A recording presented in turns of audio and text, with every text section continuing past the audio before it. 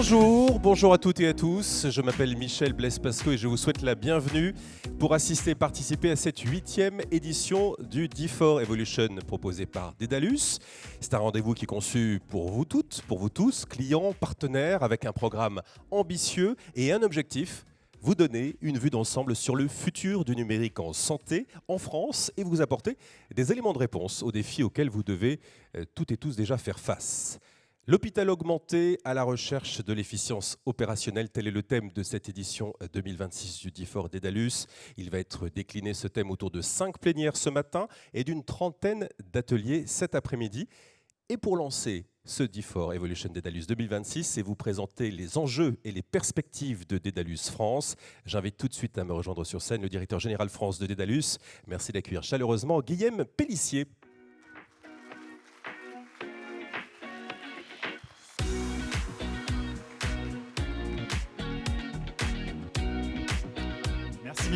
Merci Michel et bonjour à tous.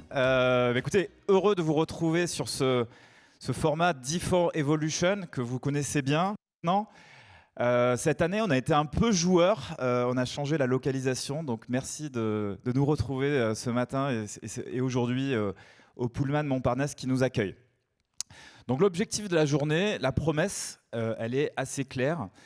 C'est de premièrement partager une vision du numérique de santé de demain. Et puis, évidemment, au cours de la journée, échanger avec nos équipes et nos partenaires sur les solutions concrètes disponibles pour vous, pour adresser justement vos objectifs.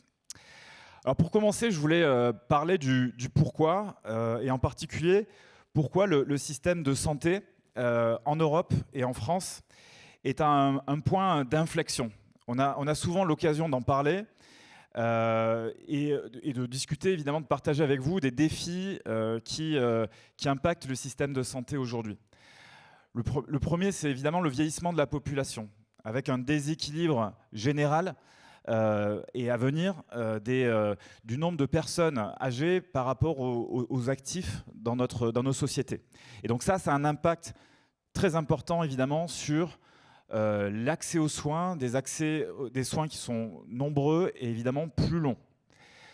Se rajoute à ça une accentuation des maladies chroniques, les maladies neurodégénératives.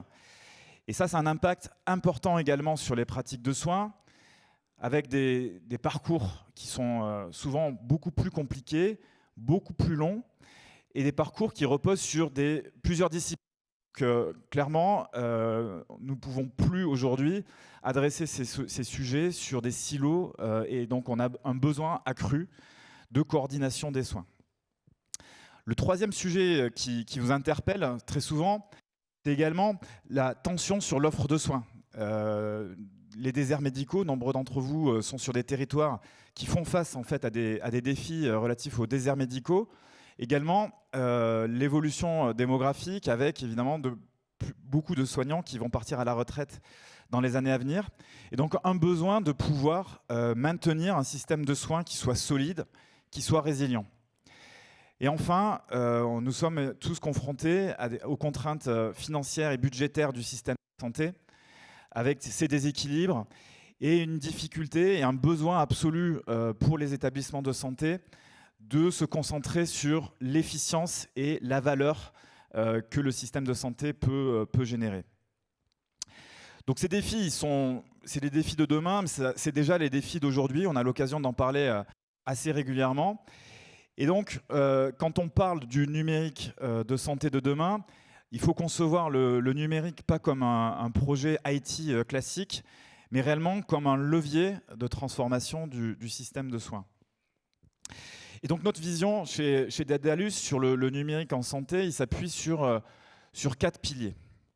Le premier pilier, c'est la médecine de précision au point de soin ou au lit du patient.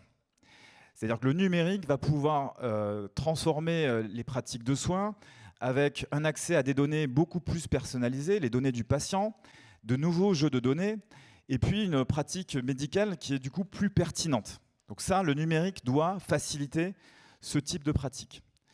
Ensuite, c'est des hôpitaux dont les soins sont intégrés. Vous savez qu'on adopte aujourd'hui Sur le volet hospitalier, une démarche de déploiement par parcours interservices.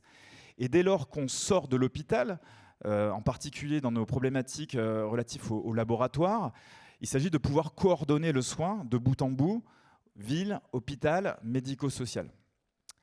Le troisième thème, c'est supporter le système de soins vers la prévention, et de telle sorte à ce que les systèmes de soins, on passe d'un modèle de soins réactif à un modèle de soins qui repose sur la prévention, le dépistage, et en soi, le numérique doit pouvoir faciliter la coordination des soins, faciliter également un modèle d'alerte qui permet de transformer tout simplement les politiques de santé.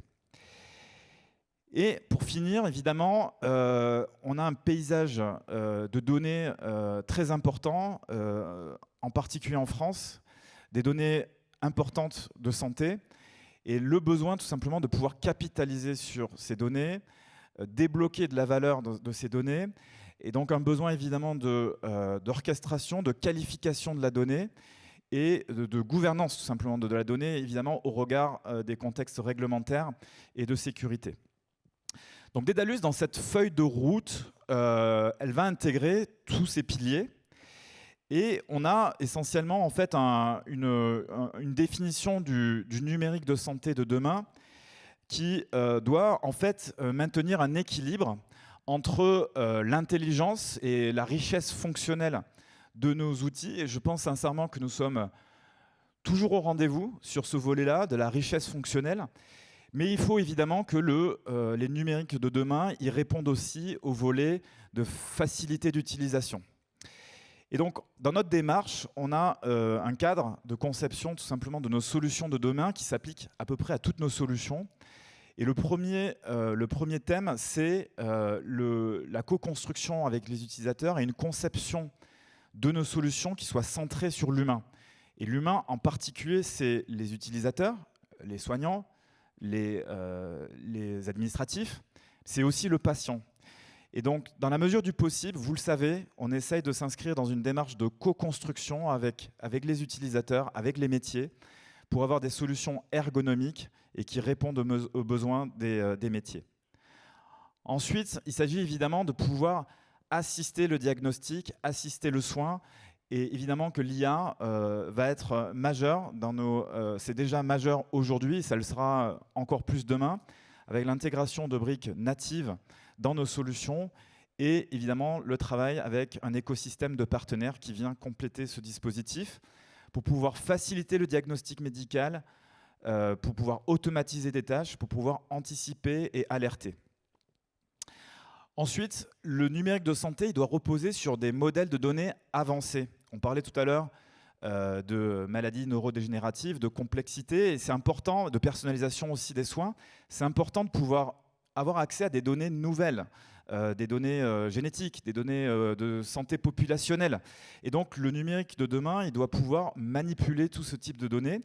Et puis, évidemment, obéir à un cadre réglementaire et d'exposition des données qui est en ligne avec les tendances du marché. Donc, c'est pour ça que Daedalus va s'inscrire de plus en plus dans une démarche d'interopérabilité, avec des flux FHIR, des flux, une politique Open EHR. Et donc, c'est des choses qu'on va intégrer de plus en plus dans nos solutions. Le dernier point, c'est que le numérique il doit aussi être agile et adresser de nouveaux usages.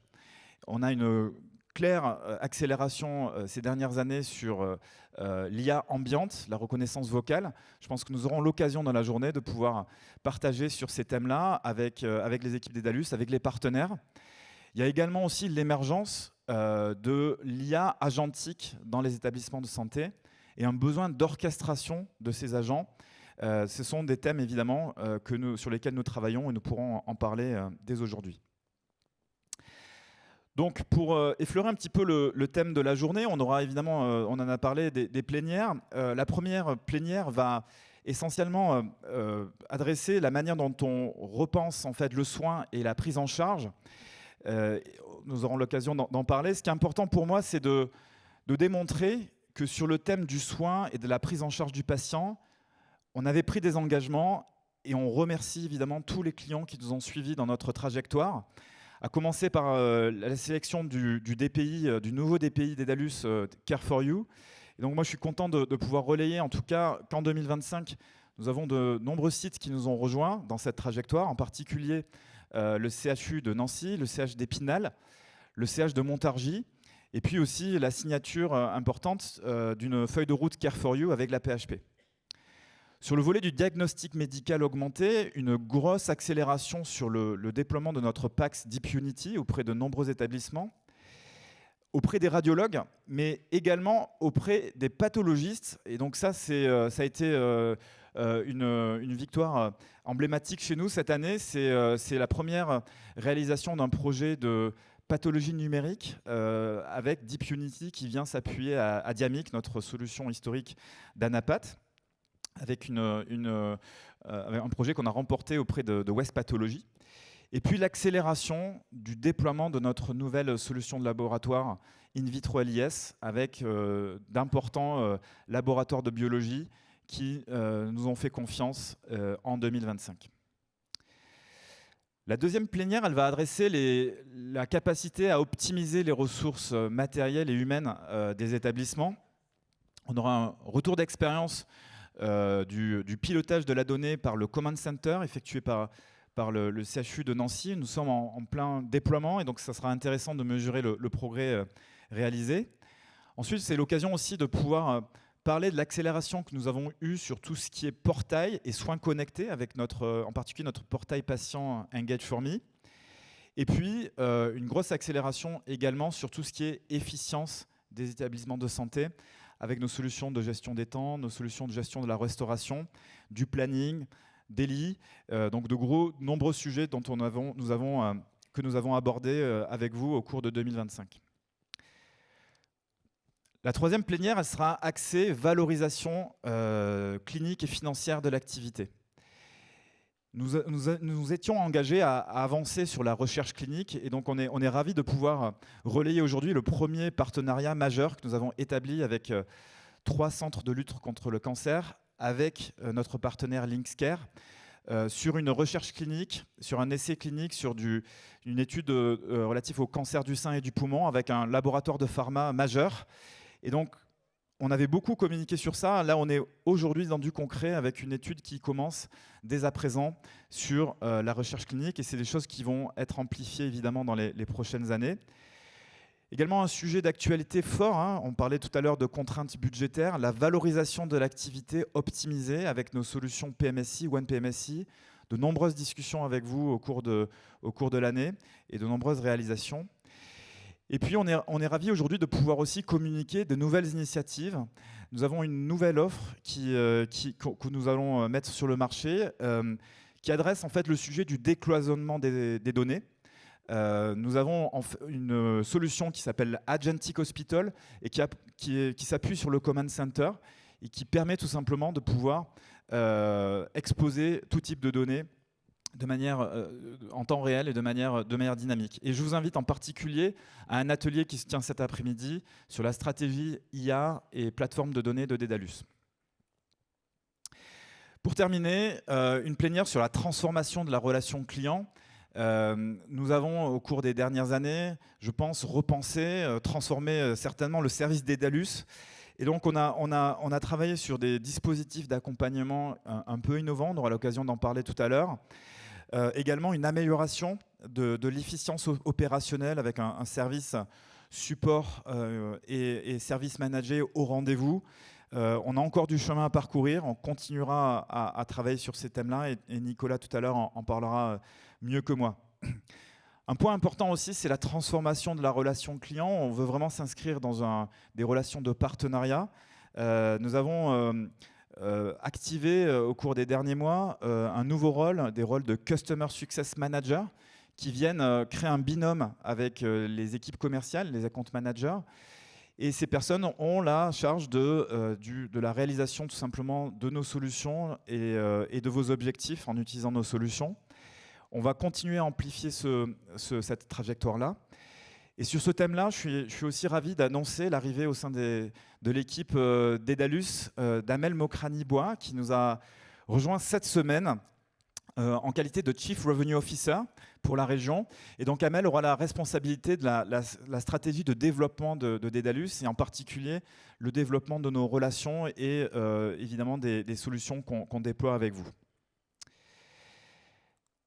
Donc pour conclure, je pense qu'aujourd'hui, il est très clair qu'on évolue dans un environnement politique, économique, social qui est très mouvant. Le message que j'ai à vous donner, c'est que Dedalus en France a tenu ses engagements dans un contexte compliqué que j'évoquais. On a su être en croissance. On a en particulier, pour l'illustrer, augmenté de 200% notre activité soins connectés sur 2025. On est également content de pouvoir rapporter qu'à date, nous avons beaucoup d'établissements qui nous ont rejoints dans la trajectoire Care for You, et ça représente à peu près 20 000 lits sur le territoire français. L'implémentation de notre nouvelle solution in vitro LIS en biologie, la solution in vitro LIS en SaaS, ça représente à date 300 laboratoires, donc c'est quand même substantiel. 4 nouveaux CHU remportés avec notre solution PAX Deep Unity, 30 projets PMSI remportés en 2025, et de manière générale, une augmentation de nos effectifs et une augmentation de la satisfaction client. Donc pour terminer, s'il y a 3 choses à retenir de la journée, une, c'est une vision claire du numérique de santé de demain. 2, des solutions concrètes disponibles auprès de nos équipes. Et puis 3, je pense l'engagement le plus total des équipes Dedalus pour vous accompagner dans les prochains mois. Je vous remercie, je vous souhaite une bonne journée. Merci beaucoup Guillaume Pellissier pour cette présentation. On va poursuivre sur cette belle dynamique en recevant une nouvelle venue, vous la citiez à l'instant. Nouvelle venue donc chez Dedalus en tant que Chief Revenue Officer. Merci d'accueillir chaleureusement sur scène Amel Mokrani-Bois.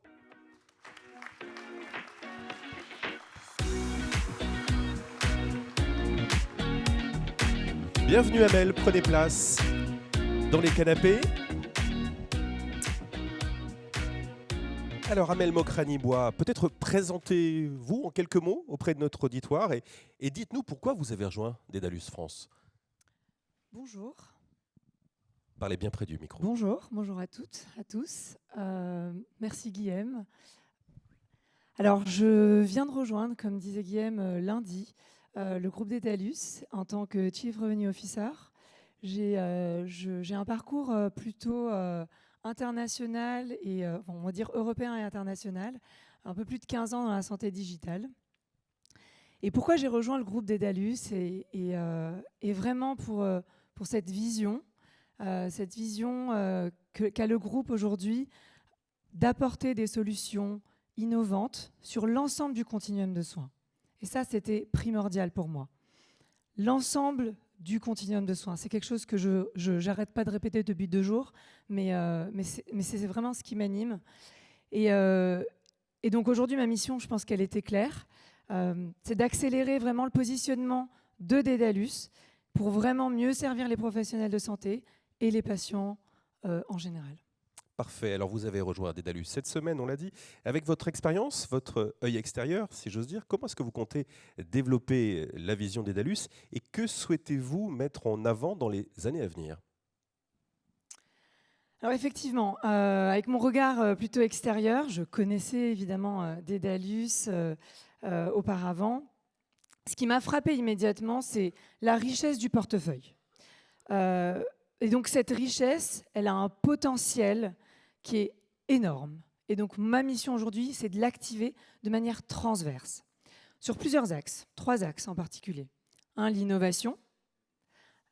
Alors aujourd'hui, on est dans un moment où l'ensemble des établissements attendent des solutions plus simples, plus intelligentes et plus automatisées. Et donc je pense aujourd'hui que Dedalus, on a tous les atouts aujourd'hui en main pour pouvoir renforcer cette dynamique.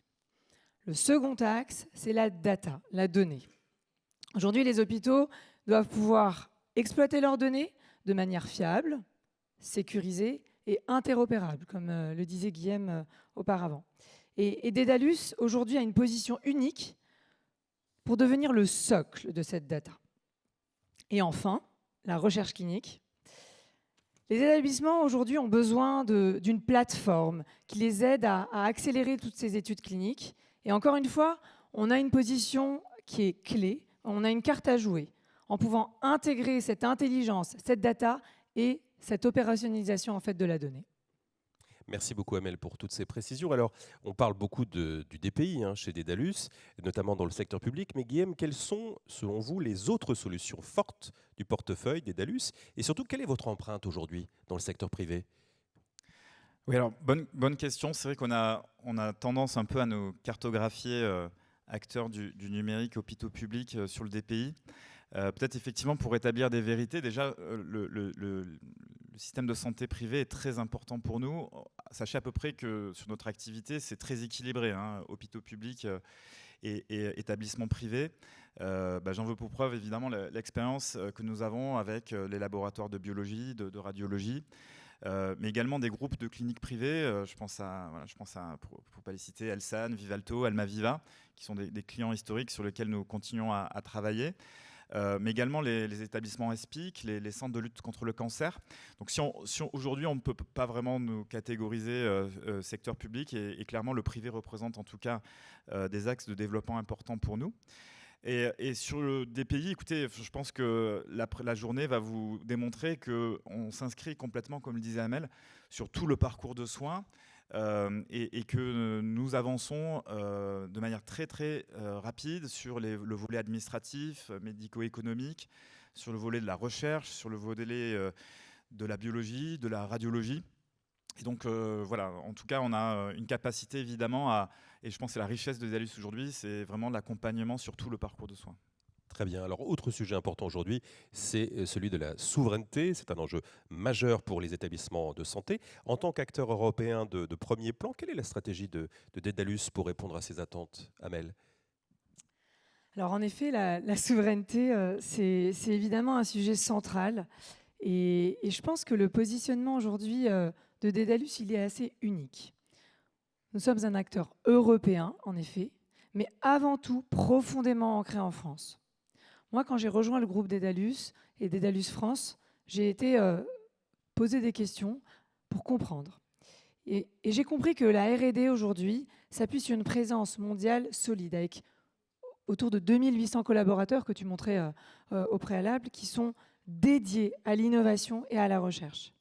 Mais encore plus unique, et c'est là qui fait notre particularité, c'est qu'aujourd'hui, 50% des effectifs en France sont dédiés à la recherche et développement.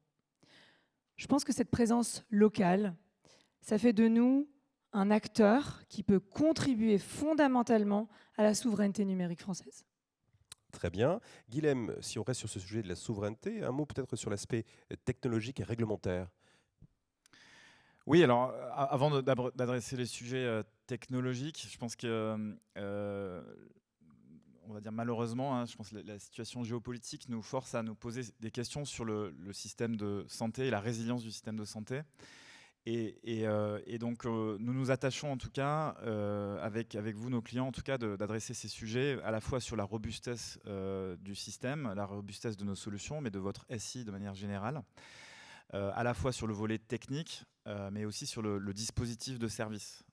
Et pour garantir, évidemment, de la redondance, de la résilience et la continuité des soins en situation de crise. Donc ça, c'est des thèmes sur lesquels nous avons beaucoup travaillé et sur lesquels nous avons beaucoup investi.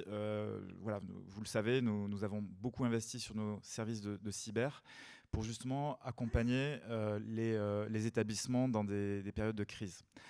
Ensuite, sur le volet technologique, on a pris le parti, en tout cas, d'être assez ouvert et des discussions assez ouvertes avec nos clients.